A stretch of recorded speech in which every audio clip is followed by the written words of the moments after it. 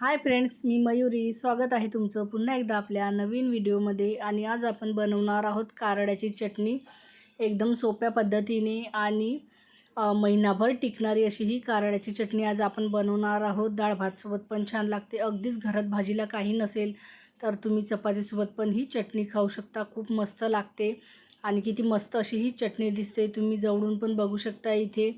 आणि खूप सोप्या पद्धतीने ही चटणीची रेसिपी मी आज तुमच्यासोबत शेअर करणार आहे. आणि बऱ्याच दिवसापासून मला ही रेसिपी शेअर करायची होती. फायनली आज मी ती तुमच्यासोबत शेअर करणार आहे.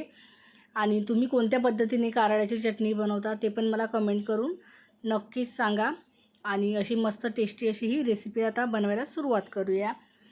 तर बघा, इथे आपण अर्धी वाटी कारळं घेतलेलं आहे. हे स्वच्छ निवडून घेतलेलं आहे. याच्यामध्ये ना बारीक मातीचे खडे असतात ते काढून घ्यायचे. नाही काढले तर मग ते दाताखाली येईल आणि मग चटणी चांगली लागणार नाही.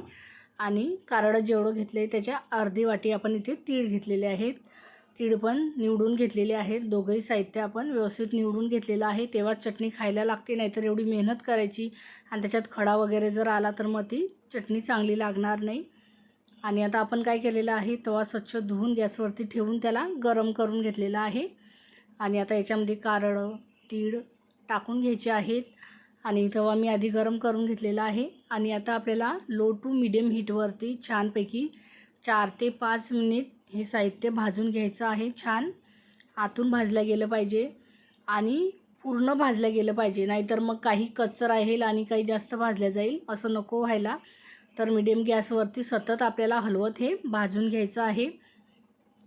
आणि हे भाजणं झालं की मग आपल्याला जेव्हा हे उडतं ना तेव्हा समजून येतं की हे भाजलं गेलेलं आहे. तसंच याचा छान असा सुगंध पण येतो. तेव्हा समजून जायचं की हे भाजलं गेलेलं आहे. आणि मोठ्या गॅसवरती नाही भाजायचं, जेणेकरून ते जळणार नाही. त्यासाठी मीडियम गॅसवरतीच भाजून घ्यायचं आहे आपल्याला आता.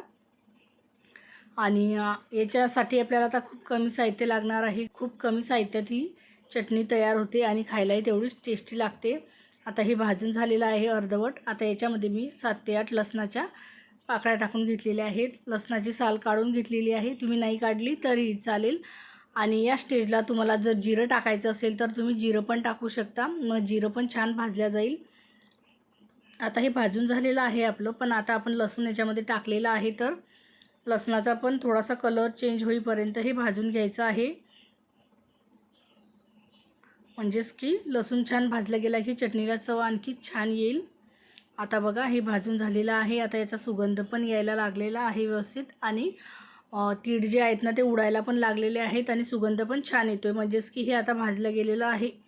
पण आपल्याला काय करायचं आहे, गॅस बंद करून हे आता गॅसवरतीच ठेवून द्यायचं आहे. जेणेकरून जी तव्याची हीट आहे ना त्या हीटमध्ये ते आणखी छान भाजलं जाईल आणि चव आणखी जी चटणीची आहे ती छान येईल. आणि आता आपल्याला हे 2 मिनटं छानपैकी मिक्स करून घ्यायचं आहे. आणि याच्यामध्ये आता चवीपुरतं मीठ टाकून घ्यायचं आहे. मीठ अगदी कमी टाकायचं, नाहीतर मग चटणी खारट होईल. आणि याच्यामध्येच आता 2 चम्मच आपल्याला लाल तिखट टाकायचं आहे. लाल तिखटच्या ऐवजी तुम्ही मिरच्या पण भाजून घेतल्या तरीही चालेल. आणि तिखट थोडं मी ते जास्त टाकलेलं आहे. ही चटणी ना तिखट असली की छान लागते खायला. आणि तवा आता थोडासा गरम आहे, त्यामुळे आपल्याला हे मस्तपैकी परतून घ्यायचं आहे. जेणेकरून जे लाल तिखट आहे ना ते पण मस्त परतल्या जाईल. आणि मग चटणी जी आहे ना ती खायला एकदम खमंग अशी टेस्टी तयार होईल. तर 1 मिनिटभर छान आता मी हे परतवून घेते मस्तपैकी. आणि हे आता असंच गॅसवरतीच राहू द्यायचं आहे आपल्याला. आणि थंड करून घ्यायचं आहे. आता थंड झालेलं आहे. आता हे मी मिक्सरच्या भांड्यामध्ये काढून घेते. गरम गरम मिक्सरला लावून नाही घ्यायचं. आता पूर्ण मिक्सरच्या भांड्यामध्ये मी ते काढून घेतलेलं आहे. आणि आता आपल्याला हे मिक्सर चालू बंद करत वाटून घ्यायचं आहे. तर आता वाटून झालेलं आहे. तुम्हाला मी दाखवते पण की कशा पद्धतीने वाटून घेतलेलं आहे.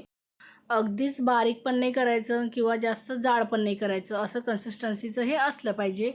आणि बघा, आता ही चटणी मी एका बाउलमध्ये काढून घेतलेली आहे. म्हणजे हा काचेचा डबा आहे.